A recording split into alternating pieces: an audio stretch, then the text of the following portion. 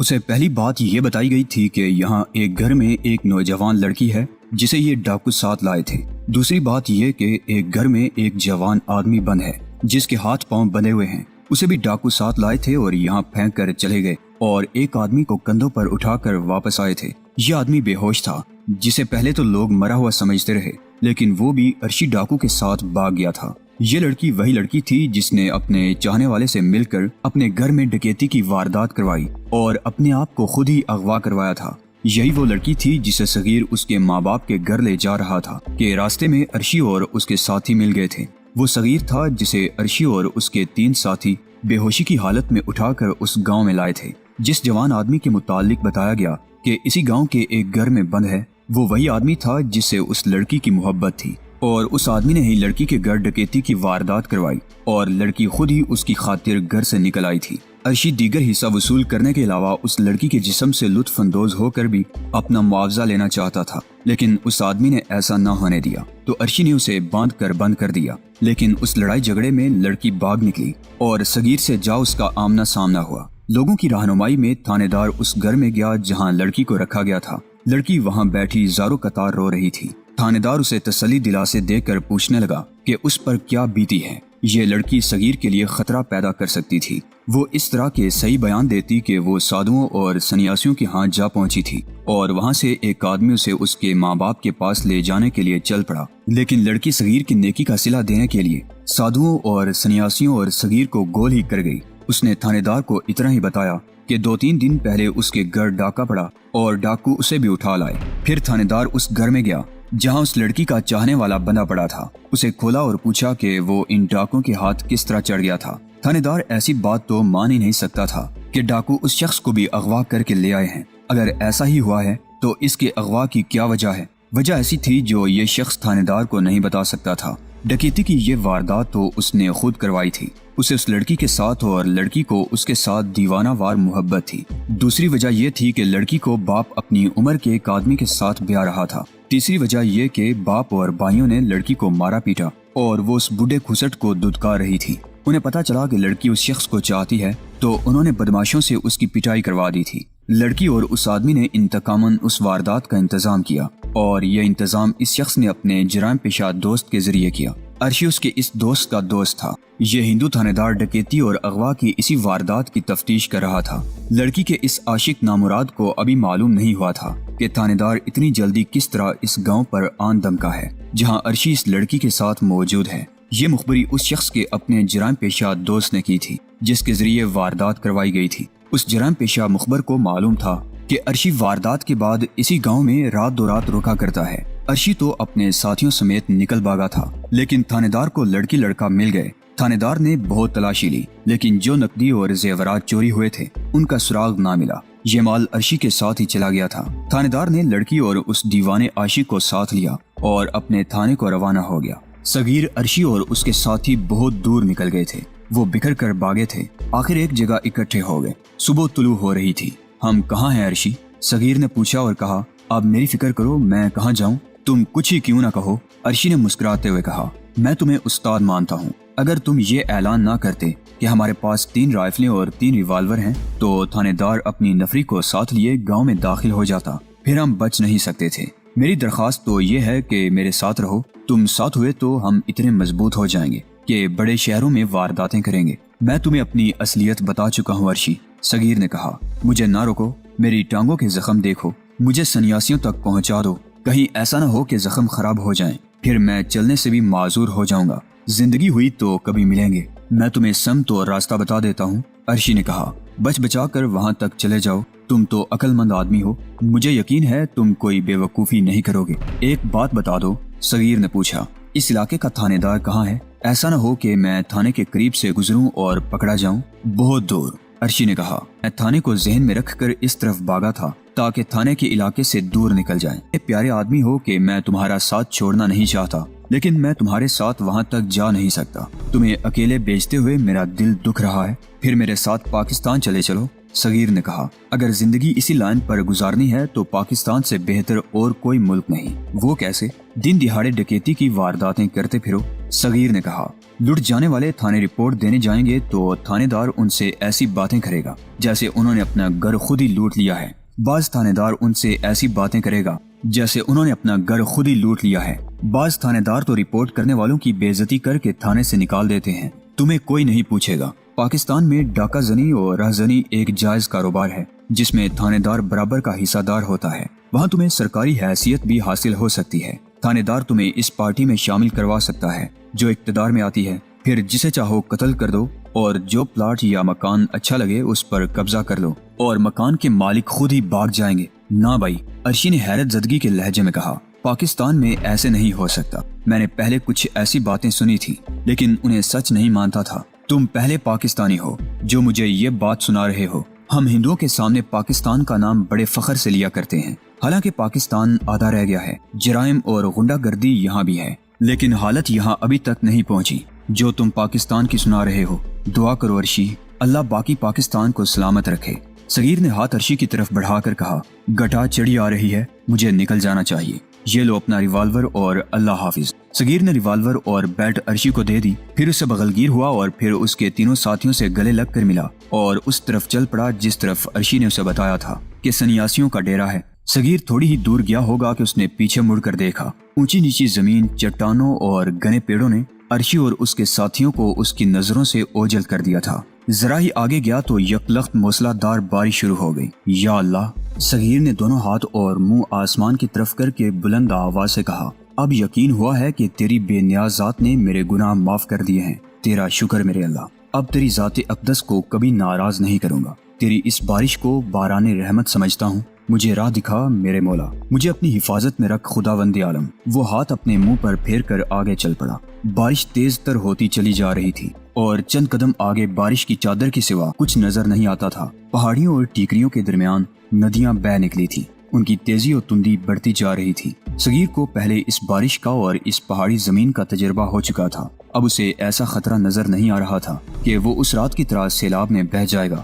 وہ بے خوف و خطر بڑھتا جا رہا تھا۔ جس رات وہ شملہ سے بھاگ کر اس علاقے میں داخل ہوا تھا اس کے دل پر بوجھ تھا جس میں خوف بھی تھا اور انجانے خطرے بھی، لیکن اب وہ اس طرح ہلکا پھلکا ہو کر چلا جا رہا تھا جیسے وہ اپنے تمام مسئلے اور اپنی تمام مشکلات رفع دفع کر چکا ہو اور اب ایک فاتح کی حیثیت سے اپنے گھر کو جا رہا ہو۔ اسے اچھی طرح احساس تھا کہ یہ قلبی سکون اس نیکی کا صلہ ہے جو اس نے ہندو لڑکی کے سلسلے میں کی ہے۔ وہ چاہتا تو اس لڑکی کے ساتھ وہی کھیل کھیل سکتا تھا جو عرشی اس کے ساتھ کھیلنا چاہتا تھا۔ اس نے سوچا کہ وعدے کے مطابق لڑکی کو اس کے ماں باپ تک تو نہ پہنچا سکا، لیکن پولیس آ گئی اور اب پولیس اسے اس کے گھر تک پہنچا دے گی۔ اسے یہ اطمینان بھی تھا کہ ایسی طوفانی بارش میں اسے کوئی دیکھ نہیں سکے گا اور پولیس کا خطرہ تو رفع ہو ہی گیا تھا۔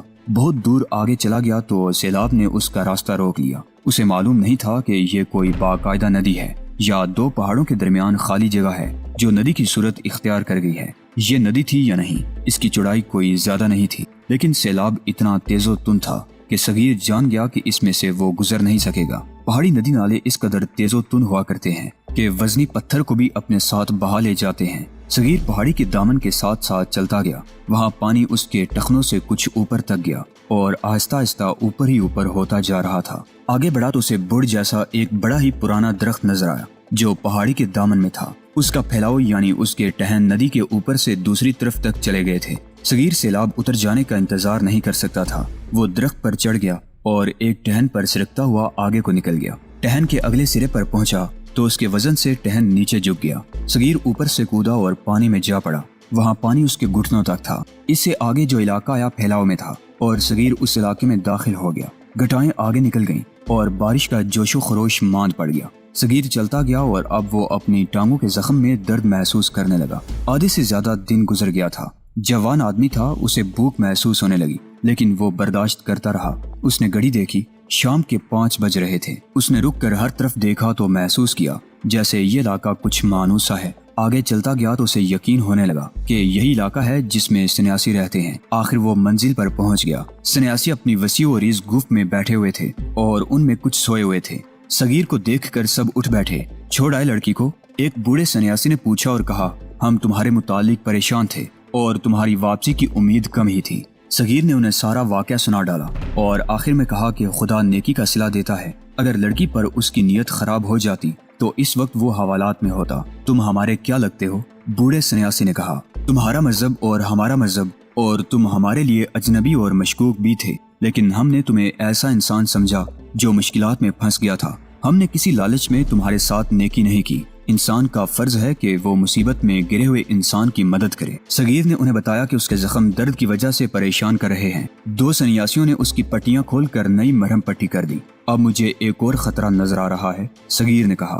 اگر لڑکی نے پولیس کو یہ بیان دے دیا کہ وہ ڈاکوؤں سے بھاگ کر یہاں پہنچی تھی اور پھر یہاں سے ایک آدمی اس کے ساتھ گیا تھا، تو پولیس تصدیق کے لیے یہاں جائے گی۔ میں اس صورت میں پکڑا جاؤں گا۔ کس ملک کی پولیس کی بات کرتے ہو؟ بوڑھے سنیاسی نے کہا۔ پولیس یہاں تک نہیں آئے گی۔ پولیس کو لڑکی مل گئی ہے اور وہ آدمی بھی مل گیا ہے جس نے لڑکی کو گھر سے اغوا کرایا تھا۔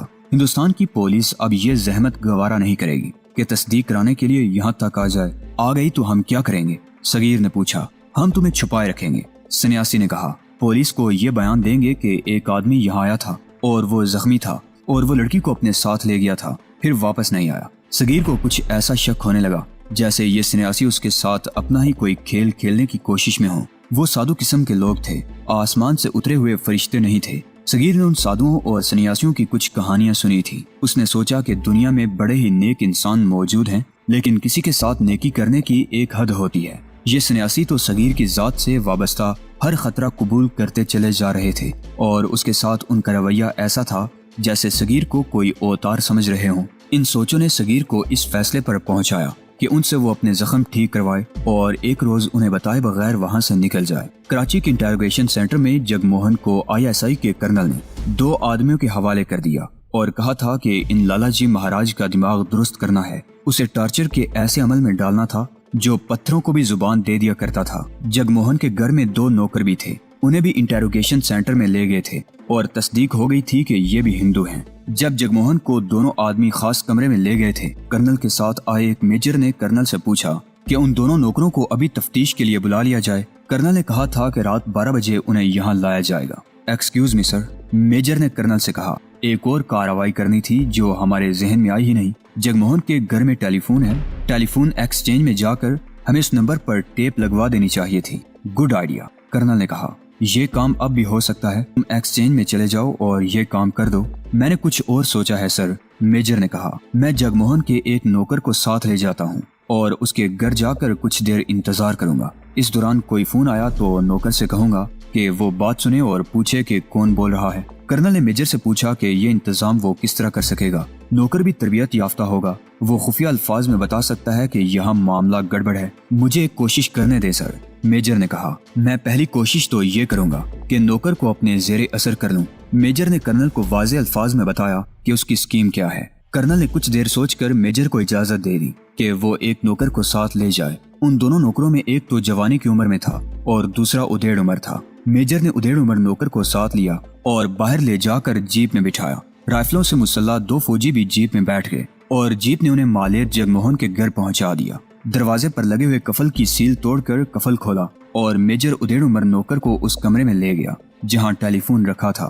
میجر نے ریسیور اٹھا کر کان سے لگایا، ٹون آ رہی تھی۔ میجر نے ریسیور رکھ کر نوکر کو اسی کمرے میں اپنے سامنے بٹھا لیا۔ میں تمہیں یہاں ایک خاص مقصد کے لیے لایا ہوں، میجر نے نوکر سے کہا۔ اس میں کوئی شک نہیں رہا کہ تم بھی جگموہن کے رنگ کے آدمی ہو۔ جگموہن نے پورا بیان دے دیا ہے۔ یہ سوچو کہ مجھے اس کا اصل نام کس نے بتایا ہے۔ اپنا صحیح نام جگموہن نے خود بتایا ہے، اور تم جو 2 نوکر ہو اس نے تم دونوں کا پردہ رہنے ہی نہیں دیا۔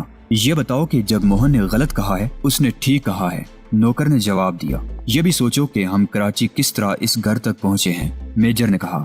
ہم اسلام آباد سے آ رہے ہیں، ہم بڑی پکی مخبری اور رہنمائی سے یہاں آئے ہیں۔ تم اگر جھوٹ بولنا چاہتے ہو تو ہم تمہیں روکیں گے نہیں، لیکن جب ہم سچ اگلوانے پر آئیں گے تو تم ہمیں روک نہیں سکو گے۔ لیکن اب تمہارا جھوٹ تمہاری کوئی مدد نہیں کر سکے گا کیونکہ جگموہن نے سب پردے اٹھا دیے ہیں۔ لیکن صاحب، نوکر نے کہا، میں نے آپ کو بتا دیا ہے کہ میں اس گھر کا نوکر ہوں اور میں جانتا ہوں کہ جگموہن انڈیا کا جاسوس ہے۔ اس سے زیادہ مجھے کچھ معلوم نہیں۔ میرا یہاں کے کسی آدمی کے ساتھ کبھی رابطہ نہیں ہوا۔ میں تمہیں ایک خاص بات کہنا چاہتا ہوں، میجر نے دوستانہ لہجے میں کہا، لیکن میں تم سے یہ امید رکھوں گا کہ یہ بات کسی کو بتاؤ گے نہیں۔ مجھے تمہاری ذات کے ساتھ اور جگموہن کے ساتھ بھی ذاتی دلچسپی ہے۔ میری پیدائش تو پاکستان کی ہے، لیکن میرا آبائی وطن آگرہ ہے۔ میرا خاندان ادھر آ گیا تھا، لیکن کئی ایک قریبی رشتہ دار ابھی تک آگرہ میں ہیں اور بڑے فخر سے بھارتی یا ہندوستانی کہلاتے ہیں۔ معلوم نہیں کیا بات ہے کہ مجھے ہندوستان زیادہ اچھا لگتا ہے۔ ہو سکتا ہے کبھی وہاں جاؤں تو واپس ہی نہ آؤں۔